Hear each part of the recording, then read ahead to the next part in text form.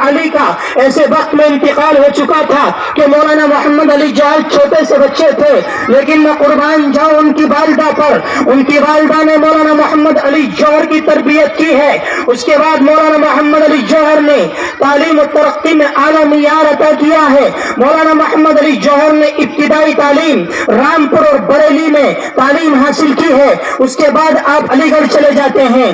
اس کے بعد آپ 1898 میں آکسفورڈ یونیورسٹی چلے جاتے ہیں، اور آپ نے آکسفورڈ یونیورسٹی جانے سے پہلے یہاں الہ آباد یونیورسٹی سے الہ آباد سے بی اے کا امتحان سب سے اول پوزیشن حاصل کیا ہے، اول پوزیشن میں کامیابی حاصل کی ہے۔ جب آپ آکسفورڈ یونیورسٹی چلے جاتے ہیں، ہندوستان کی سب سے پہلی ایسی شخصیت ہے مولانا محمد علی جوہر، جو آکسفورڈ یونیورسٹی یونین کے اور اس کے رکن بنائے گئے تھے۔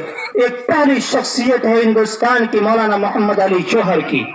اور مولانا محمد علی جوہر ایک ایسی شخصیت ہے کہ جنہوں نے گورننس کانفرنس لندن میں انگریزوں کے سامنے کہہ دیا تھا کہ میں اس غلام ملک میں جینا نہیں چاہتا، میں اس غلام ملک میں رہنا نہیں چاہتا، اور اگر تم مجھے اس غلام ملک میں 2 گز زمین مجھے دفن کرنے کے لیے دے سکتے ہو تو دے دو۔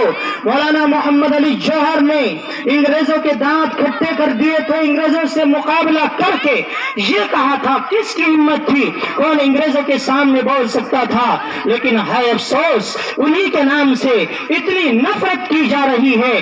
اسی طریقے سے کوئی نہیں جانتا اور نہ کوئی حکومت کا کارکنان یہ کہتا ہے کہ شیخ الہند مولانا محمود الحسن دیوبندی کو انگریزوں نے مالٹا کی جیل میں قید کر لیا تھا، صرف کس لیے؟ تحریک ریشمی رومال چلانے کی بدولت۔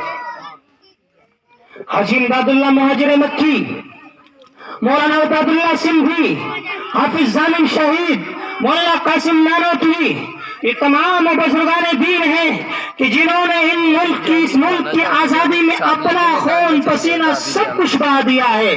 شیخ الہند کو جب گرفتار کر لیا گیا تھا، ان کے شاگرد مولانا حسین احمد مدنی کو مدینے سے گرفتار کر لیا گیا، اور پھر آپ کو مالٹا کی جیل میں قید کر دیا گیا۔